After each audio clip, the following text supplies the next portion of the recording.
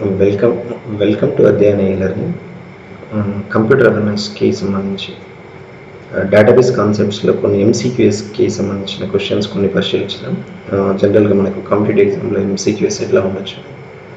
So దీంట్లో కొన్ని పరిశీలించినట్లయితే మనకి ఫస్ట్ క్వశ్చన్ వచ్చేసి అనదర్ వర్డ్ ఫర్ డేటాబేస్ అని ఉంది. సో ఇది ఒకటి అనదర్ వర్డ్ ఫర్ డేటాబేస్. ఇక్కడ అనదర్ వర్డ్ ఫర్ డేటాబేస్ అంటే మీరు ఎప్పుడైనా గమనించాల్సింది ఏంటి అంటే దాన్ని స్కీమా కింద కన్సిడర్ చేసుకోవడం జరుగుతుంది. సో అంటే ఇప్పుడు మనకు వచ్చేసి ఏంటంటే ఫస్ట్ క్వశ్చన్కి ఆన్సర్ బి అనేది రైట్ ఆన్సర్. తర్వాత నెక్స్ట్ వచ్చేసి ఏంటి అంటే రో of a relation in a database is called as. అంటే డేటాబేస్లో రో ఆఫ్ ఎ రిలేషన్ అన్నాడు. ఇక్కడ ఆలోచించండి, రిలేషన్ అంటే టేబుల్లో ఉన్న రో of a relation in a database అంటే డేటాబేస్లో టేబుల్లో ఉన్న రోని మనం ఏమంటాం. సో ఇక్కడ రో అంటే వచ్చేసి ఏంటి అంటే దీన్ని ఒక ట్యూపుల్ అనొచ్చు. డేటాబేస్లో మనం ట్యూపుల్ అనొచ్చు. దీన్ని మనం రికార్డ్ అని కూడా అనొచ్చు. తర్వాత మనం దీన్ని ఒక రికార్డ్ని మనం ఎప్పుడైనా కూడా ఒక రోని గ్రూప్ ఆఫ్ కాలమ్స్ అని కూడా అనొచ్చు.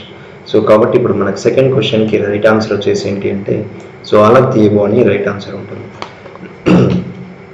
ఓకే, సో తర్వాత ఇప్పుడు థర్డ్ క్వశ్చన్కి వెళ్దాం. థర్డ్ క్వశ్చన్ వచ్చేసి ఏంటి అంటే column of a table is called as అన్నాడు. So column of a table is called as అని అంటే దీంట్లో మీరు అబ్జర్వ్ చేయండి, ఫీల్డ్ అన్నాడు, రిలేషనల్ స్ట్రక్చర్ అన్నాడు, బోత్ అన్నాడు, నన్ అన్నాడు. ఎప్పుడైనా కూడా కాలంని మనం ఏమంటామంటే టేబుల్లో ఉన్న కాలంని ఫీల్డ్ అంటాం. సో కాబట్టి మనకు థర్డ్ క్వశ్చన్కి ఆన్సర్ వచ్చేసి ఏంటి అంటే సో ఏ అనేది రైట్ ఆన్సర్ అనేది గమనించాల్సి వస్తుంది. ఓకే, ఈ తర్వాత ఫోర్త్ క్వశ్చన్ వచ్చేసి ఏంటి అంటే collection of fields in a database relation is called as. Okay, collection of fields in a database relation. Okay, collection of fields అన్నాడు. ఇక్కడ ఫీల్డ్ అని అంటే ఇక్కడ మనం మళ్ళీ రో అనుకోవచ్చు. సో ట్యూపుల్ అనొచ్చు, రో అనొచ్చు, దీన్ని ఒక రికార్డ్ అనొచ్చు. సో మళ్ళీ ఇవన్నీ కలిపితే ఏమవుతుందంటే so all of the above అనేది ఇక్కడ రైట్ ఆన్సర్. అంటే మనకు ఫోర్త్ క్వశ్చన్కి ఆన్సర్ వచ్చేసి ఏంటి అంటే so D is the right answer. తర్వాత నెక్స్ట్ ఫిఫ్త్ క్వశ్చన్ని కనుక మనం పరిశీలించినట్లయితే table of a database structure is referred as అన్నాడు. Table of a database structure అంటే డేటాబేస్ స్ట్రక్చర్ యొక్క టేబుల్ జనరల్గా మనం అబ్జర్వ్ చేయండి. ఇక్కడ టేబుల్ ఆఫ్ ఎ డేటాబేస్ స్ట్రక్చర్ని మనం ఏమంటామంటే రిలేషన్ ఇన్ ఏ డేటాబేస్ అంటే ఎప్పుడైనా గుర్తుపెట్టుకోండి, డేటాబేస్ స్ట్రక్చర్లో ఉండే టేబుల్ని మనం ఏమంటామంటే రిలేషన్ అంటాం. సో కాబట్టి రిలేషన్ ఇన్ ఏ డేటాబేస్ అని కూడా సో దీని అనొచ్చు. కాబట్టి ఫిఫ్త్ క్వశ్చన్కి ఆన్సర్ వచ్చేసి ఏంటంటే so B is the right answer. తర్వాత నెక్స్ట్ ఇప్పుడు సిక్స్త్ క్వశ్చన్ని కనుక మనం పరిశీలించినట్లయితే so what is the mandatory key constant for a table in a database అన్నాడు. అంటే ఏ టేబుల్లో అయినా ఒక మ్యాండేటరీ కీ కాన్స్టెంట్ వచ్చేసి ఏంటి అంటే సో అది ప్రైమరీ కీ అయి ఉండాలి. అంటే మనకు కామన్గా ప్రైమరీ కీ అనేది ఆటోమేటిక్గా జనరేట్ అవుతుంది. సో లేదు అనుకోండి, ఒకవేళ మీరు ప్రైమరీ కీ ఇవ్వలేదు అనుకోండి, ఆటోమేటిక్గా ఆటో నంబర్ కీ కాన్స్టెంట్ అన్న యాక్టివేట్ అవుతుంది. సో డిఫాల్ట్ ప్రైమరీ కీ వచ్చేసి ఏంటి అంటే మనం జనరల్గా గమనించినట్లయితే ఆటో నంబర్ అనేది యాక్టివేట్ అవుతుంది. ఒకవేళ మీరు ప్రైమరీ కీ ఇస్తేనేమో ఆటో నంబర్ అనేది యాక్టివేట్ అవ్వదు, లేదు అంటే ఆటోమేటిక్గా ఆటో నంబర్ అనేది సో యాక్టివేట్ అవుతుంది. సో కాబట్టి సిక్స్త్ క్వశ్చన్కి ఆన్సర్ వచ్చేసి ఏంటి అంటే so B is the right answer. దీన్ని ప్రైమరీ కీ అంటారు. ఇంకా తర్వాత నెక్స్ట్ సెవెంత్ క్వశ్చన్ని కనుక మనం పరిశీలించినట్లయితే which of the following areas are related to applications of a database అన్నాడు. Which of the following areas are related to applications of a database అన్నాడు. సో మనం డేటాబేస్ అప్లికేషన్స్ ఏమేమి వస్తాయి అనేది ఒకటి ఈ కామర్స్ ఉంటుంది, ఆన్లైన్ రిజర్వేషన్స్, హోటల్ మేనేజ్మెంట్, ఇవన్నీ ఉంటాయి. సో కాబట్టి ఏంటంటే ఈ కామర్స్ అనేది కూడా అప్లికేషన్, ఆన్లైన్ రిజర్వేషన్ అనేది అప్లికేషన్, హోటల్ మేనేజ్మెంట్ అనేది అప్లికేషన్. సో కాబట్టి సెవెంత్ క్వశ్చన్కి ఆన్సర్ వచ్చేసి ఏంటి అంటే so D is the right answer. దీన్ని మనం ఆల్ ఆఫ్ ది అబోవ్ కింద గమనించాల్సి వస్తుంది. ఈ తర్వాత నెక్స్ట్ ఎయిత్ క్వశ్చన్ వచ్చేసి ఏంటి అంటే ఎయిత్లో వచ్చేసి the functional organised collection of logically related data is called as. Organised collection of logically related data అన్నాడు. మనం ఎప్పుడైనా కూడా organised collection of logically related data అంటే దాన్ని మనం గుర్తించాల్సింది ఏంటి అంటే డేటాబేస్ కింద గమనించాల్సి వస్తుంది. ఇక్కడ ఏమంటున్నాడు అంటే the functional organised relation of logically related data అన్నాడు. అంటే ఫంక్షనల్ ఆర్గనైజ్డ్ రిలేషన్ అన్నా ఆర్గనైజ్డ్ రిలేషన్ అన్నా కూడా సో దీనికి ఆన్సర్ మాత్రం డేటాబేస్ అనే వస్తుంది. సో ఇక్కడ మనకి ఇచ్చిన ఆప్షన్స్లో డేటాబేస్ లేదు కాబట్టి సో మన ఆన్సర్ వచ్చేసి ఎయిత్ క్వశ్చన్కి నన్ ఆఫ్ ద అబోవ్ అంటే D is the right answer. ఇక తర్వాత నెక్స్ట్ వచ్చేసి ఏంటి అంటే మనకు నైన్త్ క్వశ్చన్ని కనుక పరిశీలించినట్లయితే so how to represent data అన్నాడు. మనం డేటాని ఎట్లా రిప్రజెంట్ చేస్తాం అనేది ఇక్కడ క్వశ్చన్, నైన్త్ క్వశ్చన్. సో ఇప్పుడు హౌ టు రిప్రజెంట్ డేటా అంటే మీరు ఎప్పుడైనా కూడా ఎలా ఉంటుంది అంటే డేటా అనేది వాటిని మనం కలెక్షన్ ఆఫ్ రా ఫ్యాక్ట్స్ అనొచ్చు, లేదు అంటే గ్రూప్ ఆఫ్ రా ఫ్యాక్ట్స్ అనొచ్చు, సీక్వెన్స్ ఆఫ్ రా ఫ్యాక్ట్స్ అని కూడా అనొచ్చు. మనకి ఎప్పుడైనా కూడా మోర్ దాన్ వన్ రా ఫ్యాక్ట్ యాడ్ అయితేనే సో మనకు డేటా అనేది జనరేట్ అవుతుంది. సో మోర్ దాన్ వన్ రా ఫ్యాక్ట్ అంటే అది గ్రూప్ ఆఫ్ రా ఫ్యాక్ట్ అన్న కరెక్ట్ ఆన్సరే, సీక్వెన్స్ అన్న రైట్ ఆన్సరే, కలెక్షన్ ఆఫ్ అన్నా కూడా రైట్ ఆన్సరే. సో కాబట్టి 9th క్వశ్చన్కి మనకి కరెక్ట్ ఆన్సర్ వచ్చేసి ఏంటి అంటే so all of the D is the right answer అనేది సో మనం గుర్తించాలి. ఈ తర్వాత 10th క్వశ్చన్కి వెళ్దాం. సో ఇక్కడ 10th క్వశ్చన్ వచ్చేసి ఏంటి అంటే దీంట్లో meta data of a database is referred as అన్నాడు. మెటా డేటా అన్నాడు. మరి మెటా డేటా అంటే ఏంటి? సో మెటా డేటాకి వచ్చేసి ఏంటి అంటే ఇక్కడ ఆన్సర్ని కనుక మనం పరిశీలించినట్లయితే ఒకటి డేటా అబౌట్ డేటా అనొచ్చు, లేదు అంటే దీన్ని descriptions and properties of super data అనొచ్చు. సో డేటా అబౌట్ డేటా అన్న the descriptions and properties of super data అన్న కూడా సో రెండు ఒకటిగానే ఉంటాయి. ఇక్కడ ఒకటి డేటా అబౌట్ డేటా అనొచ్చు, లేదు అంటే దీన్ని descriptions and properties of super data అనొచ్చు. సో కాబట్టి ఇవి రెండు రైట్ ఆన్సర్సే. కాబట్టి మనకి 10th క్వశ్చన్కి ఆన్సర్ వచ్చేసి ఏంటి అంటే c is the right answer. దీన్ని బోత్ ఏ అండ్ బి కింద కన్సిడర్ చేయాల్సి వస్తుంది. ఇక తర్వాత మనం 11th క్వశ్చన్కి వెళ్దాం. The information of a database is referred as అన్నాడు. The information of a database is referred as అని అంటే ఇప్పుడు మనకి 11th క్వశ్చన్ ఉంది. The information of a database is referred as అంటే 11th క్వశ్చన్ కనుక మనం పరిశీలించినట్లయితే ఎప్పుడైనా కూడా ఇన్ఫర్మేషన్ ఎక్కడి నుంచి జనరేట్ అవుతుందంటే డేటా ప్రాసెస్ అనేది కంప్లీట్ అయ్యింది అని అంటే మనకు ఇన్ఫర్మేషన్ అనేది అక్కడ నుంచి జనరేట్ అవ్వడం జరుగుతుంది. సో కాబట్టి ఇక్కడ ఇన్ఫర్మేషన్ని మనం ఫైండ్ అవుట్ చేయాలి అంటే ఎప్పుడైనా కూడా సో డేటా ప్రాసెస్ అనేది కంప్లీట్ అయ్యి ఉండాలి. కాబట్టి processed data is the right answer. ఇక్కడ మనకు ప్రాసెస్డ్ డేటా అనేది కరెక్ట్ ఆన్సర్ కింద గుర్తించాల్సి వస్తుంది. ఇక మనం 12th క్వశ్చన్ని కనుక పరిశీలించినట్లయితే time stamp of a transaction in a database is comes under అన్నాడు. ఓకే, టైమ్ స్టాంప్ అన్నాడు. టైమ్ స్టాంప్ అంటే వచ్చేసి ఏంటి అంటే మనకి ఇప్పుడు డేట్ ఆఫ్ ట్రాన్సాక్షన్ కానీ date and time of transaction కానీ so date and time of login కానీ date and time of logout కానీ సో ఇవన్నీ కూడా మనకు ఒక టైమ్ స్టాంప్ కిందనే రావడం జరుగుతుంది. సో అయితే టైమ్ స్టాంప్స్ అంటే ఎప్పుడు కూడా డేట్ అండ్ టైమ్ ఫార్మాట్లో ఉంటుంది. కాబట్టి సో మనకు డేటాబేస్లో డేట్ అండ్ టైమ్ ఫార్మాట్ని ఐడెంటిఫై చేయడానికి యూజ్ చేసేది ఏది ఉంటుంది అంటే డెరైవ్డ్ అట్రిబ్యూట్ అని ఉంటుంది. సో కాబట్టి మనకి 12th క్వశ్చన్కి ఆన్సర్ వచ్చేసి so A is the right answer. ఈ తర్వాత నెక్స్ట్ 13th క్వశ్చన్ని కనుక పరిశీలించినట్లయితే so the common attributes of multiple tables in a database are identified under అన్నాడు. అంటే ఒక టేబుల్లో సపోజ్ ఒక 5-6 టేబుల్స్ కానీ ఒక డేటాబేస్లో ఒక 5-6 టేబుల్స్ కానీ లేదు అంటే ఒక 10 టేబుల్స్ టేబుల్స్ ఎన్నైనా ఉండొచ్చు. సో అన్ని టేబుల్స్లో కామన్ ప్రాపర్టీస్ని ఎప్పుడైనా కూడా మనం సూపర్ టైప్ కిందనే కన్సిడర్ చేయడం జరుగుతుంది. అంటే సూపర్ ఎంటిటీ ఇచ్చి సూపర్ ఎంటిటీకి అట్రిబ్యూట్స్ ఇస్తాం అన్నట్టు కామన్ అట్రిబ్యూట్స్. సో కాబట్టి దాన్ని సూపర్ టైప్ కింద గమనించాల్సి వస్తుంది. సో కాబట్టి 13th క్వశ్చన్కి మనకు ఆన్సర్ వచ్చేసి ఏంటి అంటే so A is the right answer. తర్వాత నెక్స్ట్ 14th క్వశ్చన్ వచ్చేసి what are the minimum users in a database. What are the minimum users.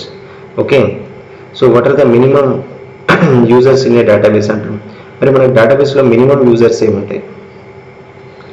So ఇట్లా మినిమం యూజర్స్ వచ్చేసి ఏంటి అంటే దీంట్లో కనుక పరిశీలించినట్లయితే మినిమం యూజర్స్ అంటే ఎప్పుడైనా గుర్తుపెట్టుకోండి, ఒకటి డేటాబేస్ అడ్మిన్ ఉండాలి, తర్వాత నెక్స్ట్ వచ్చేసి ఏంటంటే అట్లీస్ట్ 1 యూజర్ ఉండాలి. ఓకే రైట్, ఒకటి డేటాబేస్ అడ్మినిస్ట్రేటర్, తర్వాత నెక్స్ట్ వచ్చేసి యూజర్. సో వాళ్ళిద్దరు కలిపి వచ్చేసి ఏమవుతుంది అంటే 2 మెంబర్స్ అవుతారు ఇక్కడ. సో డేటాబేస్ అడ్మినిస్ట్రేటర్ని కూడా వన్ ఆఫ్ ద యూజర్ కింద మనం కన్సిడర్ చేయడం జరుగుతుంది. రైట్, ఓకేనా. సో కాబట్టి ఇక్కడ 14th క్వశ్చన్కి ఆన్సర్ వచ్చేసి ఏంటి అంటే so B is the right answer. దాన్ని బి కింద మనం గమనించాల్సి వస్తుంది. So B is the right answer. Right, so next వచ్చేసి ఏంటి అంటే ఇక్కడ మనకు 15th క్వశ్చన్కి వెళ్దాం. సో ఇక్కడ 15th క్వశ్చన్ వచ్చేసి ఏంటి అంటే so what are the default users in a database అన్నాడు. ఇంతకుముందే మనం డిస్కస్ చేసాం. ఇక్కడ మినిమం ఎన్ని యూజర్స్ అంటే ఒకటి అడ్మిన్ ఉన్న తర్వాత నెక్స్ట్ వచ్చేసి యూజర్. మరి డిఫాల్ట్ యూజర్స్ ఎన్ని ఉన్నాయని అంటే ఇక్కడ వచ్చేసి ఒకటి అడ్మిన్ యూజర్ డేటా తర్వాత నెక్స్ట్ వచ్చేసి జనరల్ యూజర్ ఉంటుంది. సో కాబట్టి 15th క్వశ్చన్కి ఆన్సర్ వచ్చేసి ఏంటి అంటే so A is the right answer. Next మనం 16th క్వశ్చన్ కనుక పరిశీలించినట్లయితే what are the standard rules applicable to primary key constant అన్నాడు. స్టాండర్డ్ రూల్స్ ఎట్లుంటాయంటే ప్రైమరీ కీ కాన్స్టెంట్స్కి ఎప్పుడైనా కూడా దీంట్లో నల్ వాల్యూస్ ఉండదు, డూప్లికేట్ వాల్యూస్ ఉండదు. అది డూప్లికేట్ వాల్యూస్కి సపోర్ట్ చేయదు, నల్ వాల్యూస్కి సపోర్ట్ చేయదు. అంటే కాబట్టి ఇక్కడ ఏ ఆన్సర్ వచ్చేసి ఏంటి అంటే మనకు 16th ఆన్సర్ వచ్చేసి ఏంటి అంటే a is the right answer. అంటే it cannot support null values and it cannot support duplicate values. దాంట్లో నల్ వాల్యూస్ ఉండవు, సో డూప్లికేట్ వాల్యూస్ ఉండవు. నెక్స్ట్ వచ్చేసి ఏంటి అంటే 17th question what happened on table if we add foreign key constant అన్నాడు. Okay, foreign key constants what happened on a table if we add foreign key constant అన్నాడు.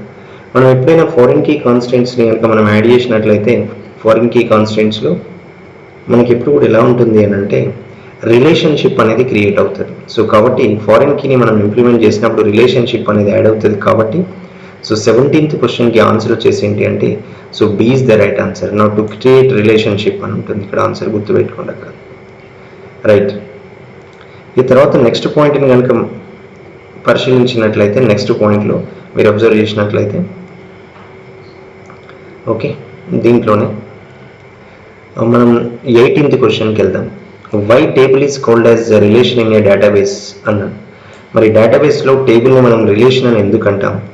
Relation అని ఎందుకంటాము అని అంటే మీరు ఆన్సర్ని కనుక మీరు పరిశీలించినట్లయితే ఏ ఆప్షన్ వచ్చేసి ఏంటి, it contains primary key constant అన్నాడు. సో ప్రైమరీ కీ కాన్స్టెంట్ అనేది కంపల్సరీ ఏ టేబుల్కైనా ఉంటుంది. సో అదొకటి.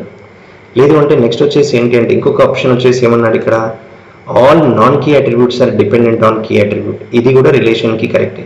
అంటే మనం రిలేషన్ అని చెప్పాలి అని అంటే ఒకదాన్ని మనం రిలేషన్ అని అనాలి అని అంటే సో దానికి కంపల్సరీగా ఏంటి అంటే one primary key constant by default అనేది ఇంపార్టెంట్. రైట్. తర్వాత నెక్స్ట్ వచ్చేసి all non key attributes are dependent on key attribute అనేది కూడా so important. Next functional dependency is implemented అన్నాడు. సో కాబట్టి ఒక టేబుల్ని మనం రిలేషన్ అనాలి డేటాబేస్లో అని అంటే ఇవి 3 కూడా కరెక్ట్ ఆన్సర్సే ఉండాలి. కాబట్టి so your answer is D. So D is the right answer. దీన్ని మనం ఆల్ ఆఫ్ ద ఎబో కింద గమనించాల్సి వస్తుంది. రైట్. సో డీని మనం ఆన్సర్ కింద ఫైండ్ అవుట్ చేయాలి. ఇంకా తర్వాత నెక్స్ట్ వచ్చేసి ఏంటి అంటే మనం 19th క్వశ్చన్లో what happened on secondary key attribute అన్నాడు. So what happened on secondary key attribute అన్నాడు. మరి సెకండరీ కీ అట్రిబ్యూట్లో మనకు వచ్చేసి ఏం జరుగుతుంది ఇక్కడ, what happened on secondary key attribute. So what happened on secondary key attribute అంటే ఎప్పుడైనా గుర్తుపెట్టుకోండి, సెకండరీ కీ ఏం చేస్తుంది అంటే నల్ వాల్యూస్ని అలో చేయదు కానీ డూప్లికేట్ వాల్యూస్ని అలో చేస్తుంది. ఓకే, నల్ వాల్యూస్ని అలో చేయదు కానీ రిపిటేషన్ ఆఫ్ వాల్యూస్ని అనేది అలో చేస్తుంది. డూప్లికేషన్ అంటే ఇండైరెక్ట్గా రిపిటేషన్ కదా. ఇప్పుడు ఫర్ ఎగ్జాంపుల్ మనకు వచ్చేసి ఏంటి అంటే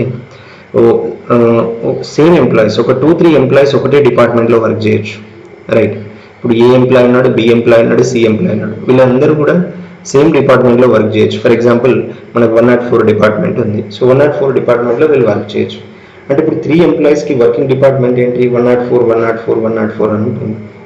సో కాబట్టి these 3 members are working in a same department. అంటే నల్ వాల్యూస్ ఉండవు కానీ డూప్లికేట్ వాల్యూస్ ఉంటుంది.